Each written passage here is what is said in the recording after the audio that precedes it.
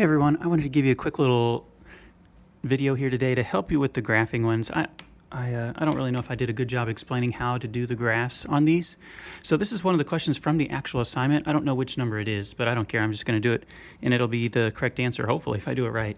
The question is going to say, describe the transformation from the graph of f of x to the graph of whatever this is, right? R of x equals absolute value of x plus 2 minus 6. And this says, then graph the given function. So I hope that we're pretty comfortable being able to determine what has happened here, right? This is the basic one. This is the parent function, the original one, the most basic one you can get, right? You don't have to graph it, but if we did, it would start at the origin, and then it would go up one to the right, up one to the right for a couple points, and then if you start at the origin, it would also go up one to the left, up one and one to the left. And so like this is the one that we're going to use as our baseline. You don't have to graph it, so do not actually graph this whenever you go to do your question, but it's going to help me to figure out where to make the points if I have it on my graph right now. So don't graph it on the real assignment, but just use it right now to help you.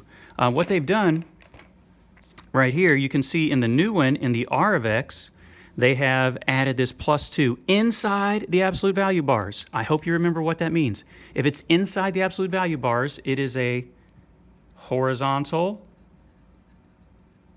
translation. So this is a slide.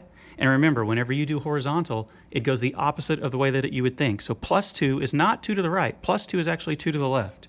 2 to the left. So that's the first thing that they did. And then they also did this right here, minus 6 at the end. The minus 6 at the end is actually going to move it up or down, right? And in this case, it's going to move it down because it was a subtracting 6. If this would have been adding 6, we would have been going up. But since this is subtracting, we're going down. This is a vertical translation, and this is 6 units down. So I know what is happening. We're moving it 2 to the left, and we're moving it 6 down. Okay, I think most people are probably pretty good at figuring out what is happening. The hard part is just taking that information and how do I graph it, right? I think that's what some people are getting stuck on. So how do you graph it, right? Okay, I have my little practice one, the parent one, on here already. That's really going to help you. And I don't know, you obviously won't be able to put it on the computer, but just maybe you can visualize where it is, right? You always know that it's going to start at the origin. So I'm just going to start at the origin. I'm not going to actually put a dot there, but just think about what we're doing. We're going 2 to the left. So I'm going to go 2 to the left from the origin, right here. I'm going to go 2 to the left. I'm not going to put a mark there because now I also have to do this. I have to go 6 down. So from this spot, I'm going to go 6 down. 1, 2, 3, 4, 5, 6. Boom. That is the first dot I would put on my answer for this if you're a person who's trying to graph it, right? Start here at the origin, and if you determined you had to go 2 to the left, boom, boom, and then you determined you have to go down 6, 1, 2, 3, 4, 5, 6, perfect. Notice the spot that I started at. I started at this spot, the vertex, right? The spot where it changes directions from going down to going up. That is the most important part to start on. Don't start anywhere else. Always start at the origin on the vertex. 2 to the left, 6 down, perfect. Here's my new vertex. Now, the slope of this line is the same. It hasn't changed. So I'm still going to go up 1 and 1 to the right. From right here, up 1 and 1 to the right. As soon as you do that on our Big Ideas math site, it's going to put this line right here for you. It's going to make a line like that. And now you need to make the ray, the line that goes the other way.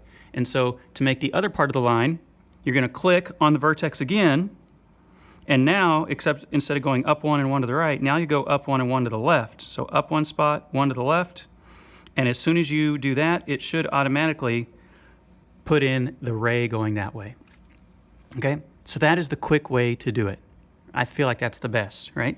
Interpret what's happening up here, 2 to the left and 6 down. If you need to write it off to the side, you can. It'll be part of the answers you have to choose anyway to answer the question. And then when you go to make the graph, start at the origin because this parent function always has a vertex at the origin. And then if it says 2 to the left, count 2 to the left. If it says 6 down, count 6 down. Boom, make that new vertex. Once you have that new vertex, you go up 1 to the right, it'll make this one, and then click on the vertex again, and then go up 1 and 1 to the left, and put your second dot right there, and it'll fulfill that line right there. Okay, let me do one more, and then I promise I'll stop. This is another one that's in the actual assignment. This is probably the hardest one because you have three things that are happening in this one. Three, get all my fingers on the camera there. Here's your basic one.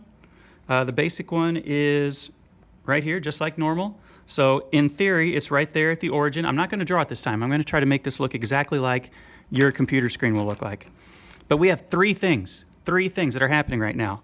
This, the -3 in the absolute value, that means we've gone 3. Nope. Let me actually write the real name. It's a horizontal translation. 3 to the right, because it's the opposite of the way that it looks. 3 to the right. -3 is actually 3 to the right when it's inside the absolute value. And then we have this +5 at the end. The +5 at the end, this part right here, that is the vertical translation. So we're going to move this one up or down, depending on if this is a plus or a minus. Since this is a plus, we're moving it 5 up. So we're going right here, 3 to the right, and then we're going 5 up. But then wait, we also have this right here. This is a reflection over the x-axis. So we're going to flip it upside down. So instead of having it point up, see how here like this looks like a letter V where it's shooting up, we're going to have this thing completely upside down and it's going to be kind of shooting down like this. And that's what this one's going to look like. So how do I do this? Remember, my graph, the normal one, this guy right here, is going to start at the origin and it's going to go up 1, 1 to the right, up 1, 1 to the left. This is definitely not going to do that because we have some things that have happened. Let's check these off. We need to go 3 to the right. Okay, so I'm going to start at the origin. I'm going to count 3 to the right. 1, 2, 3. Perfect. I'm not going to make a dot, but in my head I know I'm in the right spot. And then it says go up 5 right here. So I'm going to go up 5. 1, 2, 3, 4, 5. Okay, did you see what I did? I went 3 to the right. I'm not actually, you don't draw these arrows. And then you go up 5. 3 to the right, up 5. That's just kind of me showing my work of what I did. I started at the origin, 3 to the right, up 5, boom. There's my new vertex. Now, normally I would say go up 1, 1 to the right, and boom, you'd make that side, and then go up 1, 1 to the left, boom, you'd make that side, and you'd be perfect. But remember, this one was a reflection right here. It had a negative in front of it. So we don't want this one to be going up. We want this one to be opening down. And so put this dot right on your screen, this dot right here at the point 3, 5. That's going to be your first point that you actually click on your computer. And then, because this is a reflection, instead of going up 1 and 1 to the right, I need to go down 1 and 1 to the right. So you have a dot right here. Then you go down 1, 1 to the right, make another dot. As soon as you click that second dot, the computer will automatically make the arrow for you. And you should have something that looks like that.